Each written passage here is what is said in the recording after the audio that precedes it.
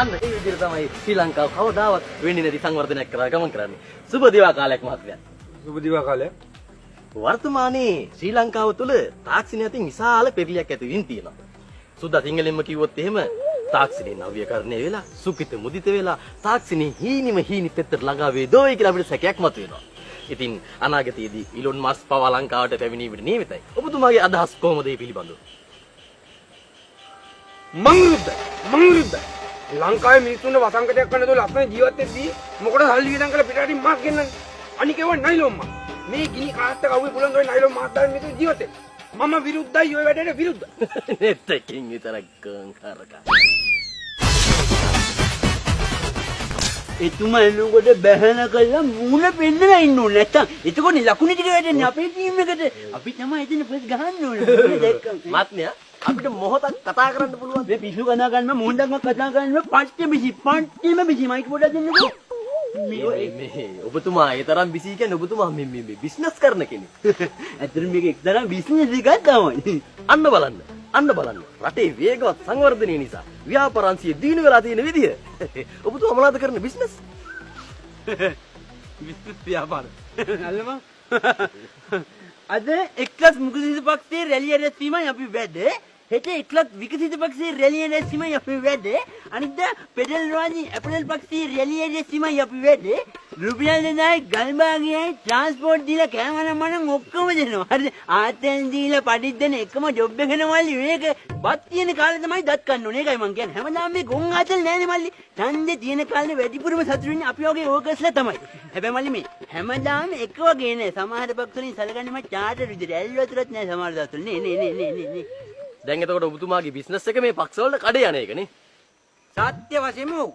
දැන් එහෙම පක්ෂ වලට කඩේ ගිහිලා දැන් ඔබතුමා ඡන්දෙ දෙන්නේ කාටද එතකොට? මන්නේ උත්තර දෙන්න පොඩ්ඩක් ඉන්නකෝ. ඡන්ද කිට්ටු කරලා දානවා ටෙන්ඩරයක්. වැඩිපුරම බජට් එක දෙන පක්ෂයට ගහනවා කතිරේ නේද? ජය වේවා! ඒ පැත්තත් අපේ තමයි. මේ පැත්තත් අපේ තමයි. ඒ මැනිකා එනවා පේනවා. මෙහෙ ඔය කැමරා විසික් කරලා දාලා එන්න රැලියට. මැනිකා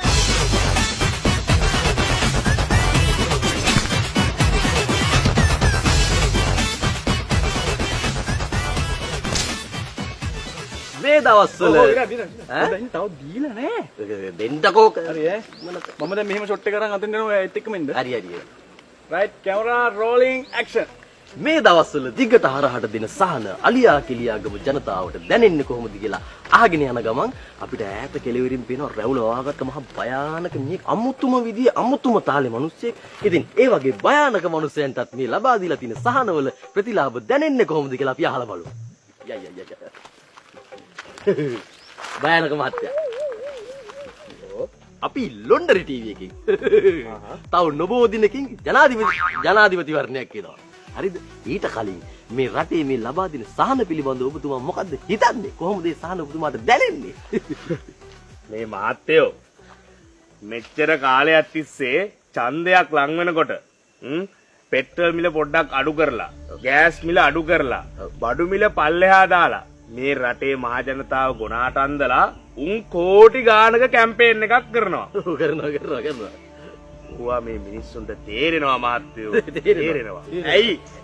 ඇයි උඹලට බැරි මේ රටේ ආර්ථිකය ඉහළ නංවන්න විධිමත් වැඩපිළිවෙලක් හදලා රටේ අධ්‍යාපනය, සෞඛ්‍ය, පොදු ප්‍රවාහනය වගේ දේවල් කාර්යක්ෂම කරලා මේ රට පිට රටවල් වලට විකුණගෙන කන්නේ නැතුව උඹලගේ තියෙන ප්‍රචණ්ඩත්වය, උඹලගේ තියෙන මුදලට කෑදරකම, බලලෝභීත්වය කයිවාරුව ඇතෑරලා දාලා මේ රටේ හීන පස්සේ දුවන තරුණයන්ගේ හීන වෙනුවෙන් වැඩ කරන්න බැරි ඇයි?